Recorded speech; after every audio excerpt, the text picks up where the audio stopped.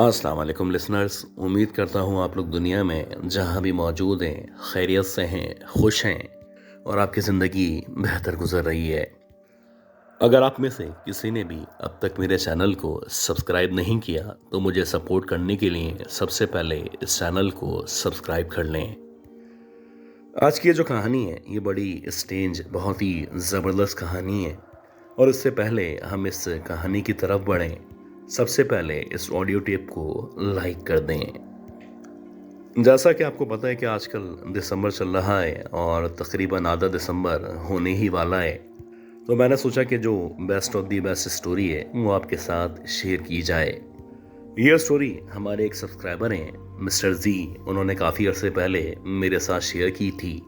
लेकिन उन्होंने उस ईमेल के अंदर लिखा था कि जब तक मैं ना कहूँ आप ये स्टोरी शेयर नहीं कीजिएगा। खैर, इस बात को अरसा हो चुका था और उसके बाद उनकी ईमेल भी आ चुकी थी। लेकिन सच्ची बात यह है कि मैं उस ईमेल को नहीं देख पाया, जिसकी वजह से ये स्टोरी वैसे ही वहीं पे महफूज रही। खैर, आज हम चलते हैं मिस्टर जी की इस बहुत ही खौफनाक कहानी की तरफ। मेरे जो दादा हैं वो 1970s में जब बहावलपुर के करीब एक गांव में रहा करते थे तो उनका दबदबा था, लोग उनको फॉलो किया करते थे। बेसिकली वो एक रूहानी स्कॉलर थे और अक्सर लोग उनसे मिलने दूर दराज इलाकों से, दूसरे शहरों से, दूसरे गांवों से आया करते थे। मेरे दादा का ना सिर्फ असर और रसूख बहुत ज़्यादा था, बल्कि कहा जाता था कि इंसानों के साथ साथ बहुत सारे जिन्नात हैं जो कि इनके मुरीद हुआ करते हैं। जैसे कि आमतौर पे उस दौर में दादा नाना का लिविंग स्टाइल हुआ करता था, वैसे ही कुछ हमारे दादा का लिविंग स्टाइल था। यानी कि 7 बजे 8 बजे, यानी कि जब इशा की नमाज हो जाती तो वो अपने हुजरे में, अपने कमरे में चले जाते और फिर सुबह फजर की नमाज के बाद या नमाज के टाइम पे बाहर आते। बेसिकली उस दौर में गांव के अंदर जो हमारा घर मौजूद था, जिसे आप एक हवेली भी कह सकते हैं, यह हवेली बहुत ही कदीम बनी हुई थी। कहा जाता है कि गए वक्तों में, यानी प्री पार्टीशन, अंग्रेज़ों ने इस हवेली को आबाद किया था। यह जो हवेली थी ये वैसे ही एक बहुत बड़ी हवेली थी, जिसके अंदर एक बहुत बड़ा सहन मौजूद था। जबकि अगर आप फर्स्ट फ्लोर की या ऊपर की तरफ की बात करें तो वहाँ पे एक कमरा मौजूद हुआ करता था। लेकिन अजीब बात ये थी कि जैसे जैसे हम लोग बड़े हो रहे थे, बजाय इसके कि उस रूम में हमें एक्सेस दिया जाता, हमें हमेशा छत पे जाने से, ख़ास तौर पे उस रूम में मगरिब के बाद जाने से या उस तरफ जाने से मना किया जाता था। कहा जाता था कि दादा का कुछ सामान है जो वहाँ पे मौजूद है और सिर्फ दादा ही हैं जो उस कमरे को खोल सकते हैं या फिर उसको लॉक कर सकते हैं। बाकी किसी के पास भी इख्तियार नहीं था कि उस रूम के मामलात में इंटरफेयर कर सके। अब ऐसा क्यों था, किस वजह से था, ये मुझे मालूम नहीं था। लेकिन जाहिर सी बात है, मेरी एज कम थी, यानी मैं महज 18 या 19 साल का था। तो मेरे अंदर एक इश्तियाक था, मैं चाहता था कि मैं जानूं, मुझे पता चले कि आखिर ये कहानी क्या कहानी है और किस वजह से इस रूम के अंदर जाने से हम सबको मना किया जाता है। मैं ताक में लगा हुआ था कि जैसे ही मुझे मौका मिले मैं दादा के उस रूम के अंदर जाऊं और देखूं कि वहां पे क्या मौजूद है। तो वैसे ही मुझे अच्छी तरह याद है कि एक रात थी, रात के तकरीबन 8 साढ़े 8 बजे का टाइम था और आमतौर पे दादा इस टाइम पे अपने हुजरे में सोने के लिए चले जाया करते थे। लेकिन आज कुछ अजीब बात यह थी कि दादा बजाय अपने हुजरे में जाने के सीधा सीढ़ियों के रास्ते ऊपर की तरफ चलते चले जा रहे थे। अब घर वालों का जो ध्यान था वो इधर उधर था और घर वालों ने मुझ पे गौर नहीं किया। तो मैं चुपके से दादा के पीछे पीछे सीढ़ियों के रास्ते छत की तरफ बढ़ता चला गया। मैं चुपके चुपके दादा को फॉलो कर रहा था और दादा को अंदाज़ा भी नहीं था मैं उनको पीछे से फॉलो करते हुए उनके पीछे पीछे चलता चला जा रहा हूँ। खैर, दादा छत के ऊपर आए और छत पे आने के बाद उन्होंने उस कमरे की तरफ बढ़ना शुरू कर दिया। अब जबकि दादा उस कमरे की तरफ बढ़ते चले जा रहे थे, मुझे छत के ऊपर एक अजीब सी ठंडक सी महसूस हो रही थी और ऐसा लग रहा था एक हल्की हल्की सी धीमी सी खुशबू है जो माहौल के अंदर मौजूद है, जैसे कि शायद चमेली की या फिर रात की रानी की खुशबुएं जो मुझे अपनी नाक में महसूस हो रही थी। खैर, दादा ने जैसे ही कमरा खोला तो कमरा खोलते ही वो अंदर की तरफ दाखिल हुए और अंदर जाके उन्होंने दरवाजे को लॉक कर लिया। अजीब बात ये थी कि दरवाज़ा तो लॉक था, लेकिन दरवाजे के सामने जो हल्का सा पर्दा मौजूद था जो कि अंदर की तरफ था, वो दरवाजे पे या आप कह सकते हैं कि किसी लोहे के टुकड़े पे अटक चुका था, जिसकी वजह से अंदर का हिस्सा थोड़ा थोड़ा दिखाई दे रहा था। ये मेरे लिए बेहतरीन मौका था कि मैं वहाँ जाऊँ, जाके उस पर्दे के ज़रिए उस रूम के अंदर झांकूं और देखूं कि दादा इतनी रात में आखिर यहाँ पे क्या करने आए हैं। आहिस्ता आहिस्ता मैंने उस पर्दे की तरफ बढ़ना शुरू किया और जैसे जैसे मैं उस पर्दे की तरफ बढ़ रहा था, यानी मैं वहाँ जाके जब झांकने का इरादा कर चुका था, तो मुझे अब उस रूम के अंदर हल्की हल्की सी रोशनी महसूस होने लगी। ऐसा लग रहा था जैसे अंदर कोई मोमबत्ती या फिर लालटेन जली हुई है, जिसकी वजह से कमरा रोशनी के अंदर डूबा हुआ है। और ऐसा ही था, जब मैं उस पर्दे के सामने या उसके करीब पहुंचा तो मैंने बिला तात्तुल पर्दे की जो हटी हुई जगह थी या जहां से मुझे रूम दिखाई दे सकता था, वहां से अंदर झांकना शुरू कर दिया। यह एक बहुत कदीम रूम लग रहा था। ऐसा लग रहा था यहाँ पे संदूक या पुराना सामान मौजूद है, जबकि दादा सामने मेरी तरफ पीट करके बैठे हुए थे, जैसे कि किसी के साथ मुखातिब हो या किसी से बातें कर रहे हों। अब मैं अपने तौर पे पूरी कोशिश कर रहा था कि दादा के सामने जो मौजूद है उसको किसी तरह देख सकूं। हालांकि मुझे कुछ अजीब सी ज़बान में बातें करने की आवाज़ें आ रही थीं, लेकिन कोशिश के बावजूद मुझे सिर्फ दादा का बैक साइड वाला हिस्सा दिखाई दे रहा था, जबकि पर्दे के पास इतनी जगह मौजूद नहीं थी कि मज़ीद कुछ दिखाई दे सके।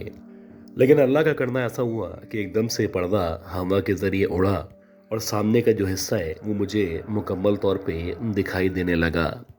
मेरा ख्याल है कि कुछ सेकंड के लिए मेरी नज़र जब वहाँ पे पड़ी, जो कि दादा के सामने वाला हिस्सा था, तो मैंने देखा कि वहाँ पे एक नहीं, दो नहीं, बल्कि तीन औरतें दादा के सामने बैठी हुई हैं। और ऐसा लग रहा था जैसे ये तीनों औरतें दादा से कोई लेक्चर सुन रही हैं या कुछ बातें कर रही हैं। तीनों औरतों के जो चेहरे थे वो बाकायदा जले हुए या झलसे हुए चेहरे थे, और इन चेहरों के दरमियान जो उनकी आंखें मौजूद थीं, ऐसा लग रहा था उनकी आई बॉल्स मुकम्मल तौर पे सफ़ेद हो चुकी हैं।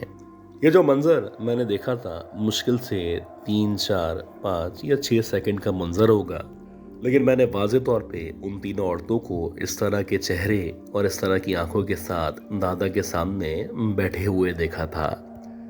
आप यकीन करें, एक लम्हे के लिए मुझे ऐसा लगा जैसे मेरा दम घुटना शुरू हो चुका है। मुझे अंदाज़ा ही नहीं था कि ये जो मखलूक़ात हैं ये दादा के न सिर्फ सामने बैठ के उनसे बातें कर सकती हैं, बल्कि शायद मैंने यहाँ पे आके कोई बहुत बड़ी गलती कर दी थी। अल्लाह जानता है कि मैं जैसे तैसे पीछे हटा। पीछे हटने के बाद मैंने सीढ़ियों के रास्ते नीचे बढ़ना शुरू किया और नीचे पहुंचने से पहले पहले मैं सीढ़ियों पे गिर के बेहोश हो चुका था। खैर, जब मेरी आंख खुली तो बताया गया कि 12 से 13 घंटे के बाद मेरी आंख खुली है और मुझे शदीद जिस्म में दर्द या बुखार महसूस हो रहा था। मेरे अतराफ में मेरे दादा, मेरे वालिदैन मौजूद थे और दादा मुझे देख के मुस्कुरा रहे थे। खैर, उन्होंने मुझे बस इशारतन कहा कि आइंदा ऐसा हरगिज़ ना करना। ये वो दिन था, ये वो तारीख थी जिसके बाद से मैंने दादा के मामलात में घुसने से तौबा कर ली थी।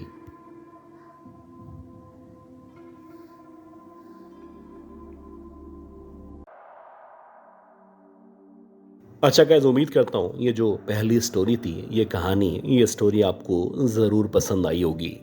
अब हम चलते हैं आज की दूसरी बहुत ही खौफनाक कहानी की तरफ, और मैं उम्मीद करता हूँ कि आपने अब तक इस ऑडियो को, इस वीडियो को लाइक ज़रूर कर दिया होगा।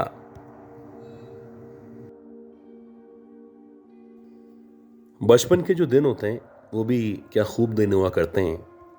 ऐसे ही कुछ दिन हमारे भी थे। और मुझे याद पड़ता है कि 1990 चल रहा था, यानी 1990-91 की बात है। मैं अपने घर वालों, अपनी फैमिली के हमरा अपनी नानी के घर में रुकने गई हुई थी। बेसिकली अगर आप उस दौर की बात करें तो जो हमारे नाना थे वो एक बहुत बड़े सरकारी ओहदे पे फाइज थे।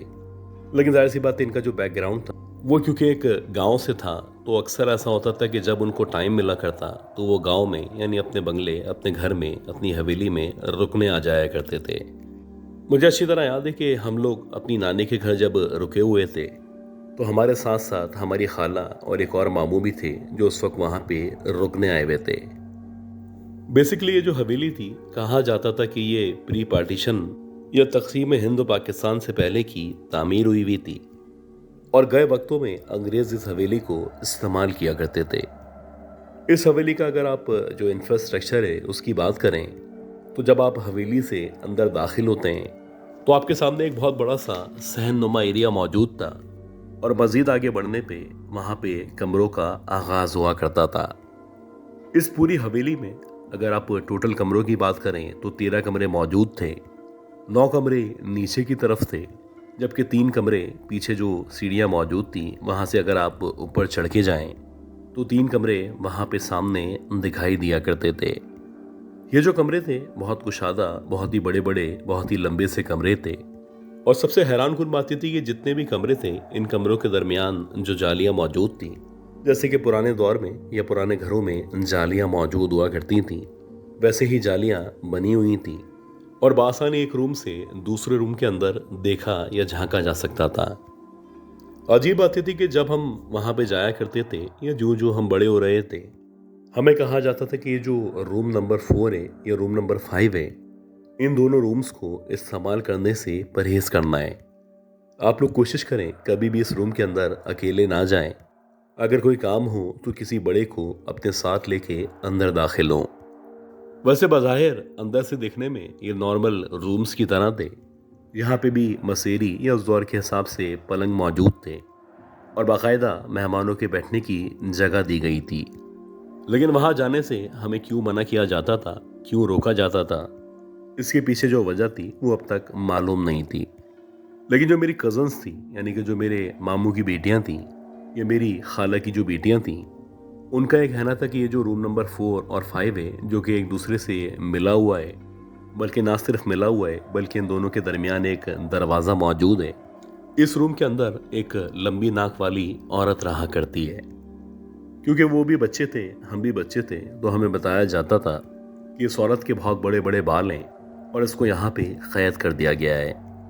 वाकई में यह हकीकत थी या सरासर अफसाना था, इस बात का हमें कतई कोई इल्म नहीं था। लेकिन हाँ, एक दफ़ा ऐसा हुआ कि मैं जब अपनी नानी के रुकने गई हुई थी तो रात के तकरीबन 2-2:30 बजे मेरी आँख खुली।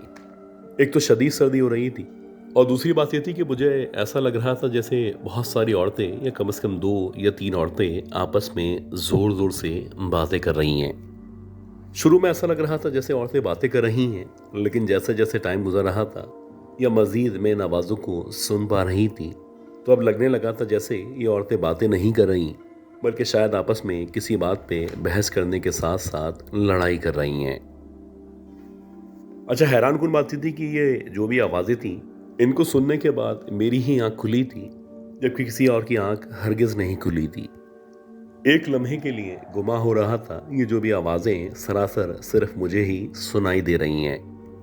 अब कुछ देर तक मैं इन आवाज़ों को सुनती रही और जब मुझे यकीन हो चला कि औरतें आपस में लड़ती चली जा रही हैं तो मैं अपने रूम से बाहर निकली और ये जो कॉरिडोर था जो कि तमाम रूम के सामने से गुजरा करता था, इस रास्ते से होती हुई आगे बढ़ने लगी। मैं ये जानना चाह रही थी कि ये जो लड़ाई है ये बिला आखिर कहाँ पे चल रही है। ऐसा तो नहीं कि मेरी अम्मी, मेरी खाला, इन लोगों में कोई लड़ाई चल रही हो, क्योंकि अक्सर ऐसा होता था कि मेरी अम्मी की मेरी खाला से नहीं बना करती थी। खैर, ये सोचने के बाद मैं बारी बारी आगे बढ़ती चली गई और जब मैं एग्जैक्टली रूम नंबर 4 के सामने जाके खड़ी हुई तो मुझे ऐसा लग रहा था ये आवाज़ें इस रूम के अंदर की तरफ से सुनाई दे रही हैं। अच्छा, जैसा कि मैंने आपको बताया था कि ये जो रूम थे, इन रूम्स के अंदर बहुत सारी जालियाँ मौजूद थीं कि आप बासानी इन रूम्स के अंदर झांक सकते थे। तो वैसे ही जब मुझे यकीन हो चला कि ये जो आवाज़ें हैं इसी रूम के अंदर से आ रही हैं, तो मैंने हल्के हल्के उन जालियों के ज़रिए अंदर की तरफ झांकना शुरू किया। हैरानकुन बात ये थी कि जूं जूं मैं उन जालियों के ज़रिए अंदर देखना चाह रही थी, मुझे लग रहा था जैसे वाकई में न सिर्फ अंदर कोई मौजूद है, बल्कि हल्की हल्की सी लाल सी रोशनी मुझे दिखाई दे रही है। जैसे कि शायद अंदर कोई लालटेन मौजूद हो या किसी टॉर्च वगैरह के जरिए कमरे के अंदर रोशनी की गई हो। खैर, जब मैं उन जालियों के पास आई और उन जालियों के जरिए मैंने अंदर की तरफ देखना शुरू किया, तो यकीन करें जो मंजर मैंने अपनी इन गुनाहगार आंखों से देखा वो इतना खौफनाक तरीन मंजर था कि इस तरह के मंजर को मनोन बयान करना मुमकिन नहीं होगा। मैंने देखा कि अंदर की तरफ जहाँ पे पलंग मौजूद है उसके बिल्कुल बराबर में एक कुर्सी रखी हुई है, और बज़ाहिर ऐसा लग रहा था कि उस कुर्सी के ऊपर कोई बैठा हुआ है, और जो भी बैठा हुआ है या बैठी हुई है उसकी कमर मुझे प्रॉपरली दिखाई दे रही है। जिस तरह का उसका जिस्म था या जो उसके जिस्मानी खदोखाल थे, उससे अंदाज़ा हो रहा था कोई औरत है जो मुसलसल शीशे की तरफ देख रही है, और कुछ देर के बाद ही उस औरत ने बाकायदा अपने बालों को कंघे के ज़रिए संवारना शुरू कर दिया। एक अजीब कन्फ्यूजन थी कि जो लड़ाई की आवाज़ थी इस रूम के अंदर से सुनाई दे रही थी, लेकिन देखने पे बज़ाहिर ऐसा लग रहा था जैसे वो औरत, जो कि एक अजनबी औरत थी, अकेली इस रूम के अंदर शीशे के सामने सजने संवरने की कोशिश कर रही है। अभी जबकि मैं इस औरत के बारे में मजीद जान पाती या उसको मैं देख पाती, अब उस औरत ने आहिस्ता आहिस्ता करके खड़ा होना शुरू किया, जैसे कि शायद उसकी कमर में दर्द हो या किसी तकलीफ का शिकार हो। बहुत ही आहिस्ता आहिस्ता करके जब वो खड़ी हुई और खड़े होने के बाद उसने पलट के पीछे की तरफ देखना शुरू किया, तो उसका जो चेहरा था कुछ लम्हात के अंदर अंदर ही मेरे सामने मौजूद था। ऐसा लग रहा था कि उसका जो चेहरा है वो कुछ ज़्यादा ही जर्द कलर का है, और सबसे हैरानकुन बात यह थी कि इसके जो फेशियल एक्सप्रेशंस थे, ख़ास तौर पे अगर आप उसकी नाक की बात करें तो वैसी ही नाक थी जिस तरह की नाक के बारे में मेरी कज़न्स मुझे बताया करते थे। उनका भी ये कहना था कि इस कमरे के अंदर एक इस तरह की औरत रहा करती है। अच्छा, उसकी जो आंखें थीं, बावजूद इसके कि अंदर हल्की हल्की सी रोशनी हो रही थी, ऐसा लग रहा था कि आंखों की जगह कुछ भी मौजूद नहीं है। गर्ज के मेरे सामने एक ऐसा वजूद मौजूद था जिसका ना ही कोई फेशियल एक्सप्रेशन था, बल्कि उसको देख के ऐसा लग रहा था जैसे शायद उसको किसी कब्र से निकाल के यहाँ पे लाके बिठा दिया गया हो। अच्छा, जब उस औरत ने खड़े होने के बाद गेट की तरफ यानी मेरी तरफ बढ़ना शुरू किया, तो मेरी नज़र जब उसके बाकी जिस्म पे या उसके कपड़ों पे, उसके पाँव पे पड़ी, तो ऐसा लग रहा था उसने बहुत ही कोई कदीम ज़माने का सूट पहन रखा है, जैसे कि गए वक्तों में मुगलिया दौर में औरतें पहना करती थीं। सबसे हैरानकुन बात यह थी कि जो जो वो औरत आगे बढ़ रही थी, उसकी जो चाल थी कुछ अजीब तरीके से महसूस हो रही थी। ऐसा लग रहा था वो कुछ टेढ़ी चल रही है, या फिर शायद उसके पाँव के अंदर कोई ना कोई फॉल्ट मौजूद है। बहरहाल, जब मेरी नज़र उस औरत के पैरों की तरफ पड़ी, तो मैंने जब उसके पैरों पे गौर किया, तो ना सिर्फ उस औरत के पैर उल्टे थे, बल्कि एक लम्हे के लिए मुझे ऐसा लगा कि उसके पैरों पे बेतहाशा ज़ख्म मौजूद हैं। आप यकीन करें, मेरी इतनी ज़्यादा उम्र नहीं थी, लेकिन जो कुछ मैं देख रही थी वो यकीनन हकीकत था। ये कोई ख्वाब नहीं था कि मैं कहूँ कि ख्वाब था, या सरासर मेरे जहन में इस तरह की बातों को महफूज कर दिया गया था। वो औरत मुसलसल गेट की तरफ बढ़ती चली आ रही थी, और मैं बेबस व लाचार वहाँ पे खड़ी हुई सोच रही थी कि क्या करूं, रुकूं या यहाँ से वापस पलट के भागना शुरू कर दूं। लेकिन हैरानकुन बात यह थी कि जब मैंने फैसला किया कि मैं वापस पलटती हूँ और पलटने के बाद अपने रूम में या वहाँ पे चली जाती हूँ जहाँ पे बाकी फैमिली मेम्बर्स मौजूद हैं, तो मेरे पाँव ने मेरा साथ देना छोड़ दिया। ऐसा लग रहा था किसी ने मेरे पाँव को न सिर्फ पकड़ रखा है, बल्कि मुझे आगे बढ़ने से या मज़ीद आगे जाने से रोका जा रहा है। आप यकीन करें कि जैसे ही वो औरत गेट के पास आई और उसने अपना हाथ बढ़ा के दरवाजे को खोलना शुरू किया, तो उसके बाद बस मुझे इतना याद है कि मेरी आंखों के सामने अंधेरा आना शुरू हुआ है और मेरे कंधे पे किसी ने हाथ रखा है। अब ये जो हाथ रखा था, ये उस औरत ने रखा था या किसी और ने रखा था, बस मुझे इतना याद है कि मेरे कंधे पे किसी ने हाथ रखा है और एकदम से मेरी आंखें बंद हुई हैं। इसके बाद जब मेरी आंख खुली तो तकरीबन आप कह सकते हैं कि दोपहर के 2 सवा 2 बजे का टाइम था, और मेरे अतराफ में जितने भी घर के फैमिली मेम्बर्स थे सारे के सारे मौजूद थे। और हैरान कुन बात ये थी कि फैमिली मेम्बर्स के साथ साथ हमारे गांव में यानी नानी के गांव में एक हाजी साहब थे जो कि दम दुरूद किया करते थे। वो सामने बैठे हुए मुसलसल मेरे ऊपर दम दुरूद कर रहे थे। अब जब मैंने इनको देखने के बाद खुशी का या इत्मीनान का इजहार किया और मैंने सोचा कि मैं उठ के बैठ जाती हूँ, तो ऐसा लग रहा था मेरे पूरे जिस्म में शदीद दर्द हो रहा है। ख़ास तौर पे जहाँ पे मेरा कंधा मौजूद है यानी कंधे वाला जो हिस्सा है, वहाँ पे कुछ अजीब सी जलन का सा एहसास हो रहा था। अब मुझे अंदाज़ा हुआ कि मेरी तबीयत न सिर्फ ख़राब है बल्कि शायद मुझे शदीद बुखार चढ़ा हुआ है। इस वाक़े के तकरीबन आप कह सकते हैं कि 11 या 12 दिनों तक मुझे शदीद बुखार रहा और मेरे ऊपर मुसलसल दम दुरूद किया जाता रहा। बहरहाल आहिस्ता आहिस्ता करके जब मेरी तबीयत बेहतर हुई और मैंने जो भी मेरे साथ वाक़या हुआ था ये अपने घर वालों को सुनाया, तो कुछ अरसे के बाद जब मैं मज़ीद बड़ी हुई तो मेरे नाना ने, मेरे मामू ने जो भी एक्चुअल स्टोरी थी वो हमें बताई। उनका ये कहना था कि जो प्री पार्टीशन हवेली है, ख़ास तौर पे इस हवेली के अंदर जो चौथा और पांचवा कमरा है, ये जब हमने क्लेम में हासिल की थी तो उसके बाद ही कुछ इस तरह के वाक़यात, इस तरह की प्रेजेंस फील होना शुरू हो चुकी थी। खैर उस दौर के हिसाब से जो भी वहाँ के मौल्लिम थे, जो भी वहाँ के बड़े थे, उनको दिखाया गया तो उन्होंने जब इस हवेली को देखा, ख़ास तौर पे रूम नंबर 4 और 5 को देखा, तो उनका ये ख्याल था या उनका ये मानना था कि ये जो रूम नंबर 4 और 5 हैं, यहाँ पे अल्लाह की दीगर मखलूक़ात रहा करती हैं। बेहतर ये कि आप इस हिस्से को हमेशा के लिए लॉक कर दें या कोशिश करें कि इसको ज़्यादा इस्तेमाल ना किया जाए। और ऐसा नहीं था कि ये वाक़या सिर्फ मेरे साथ पेश आया था। अक्सर मामू का कहना था कि रात के औकात में इनको इस कमरे के अंदर इस तरह की औरत के होने का एहसास हुआ करता था।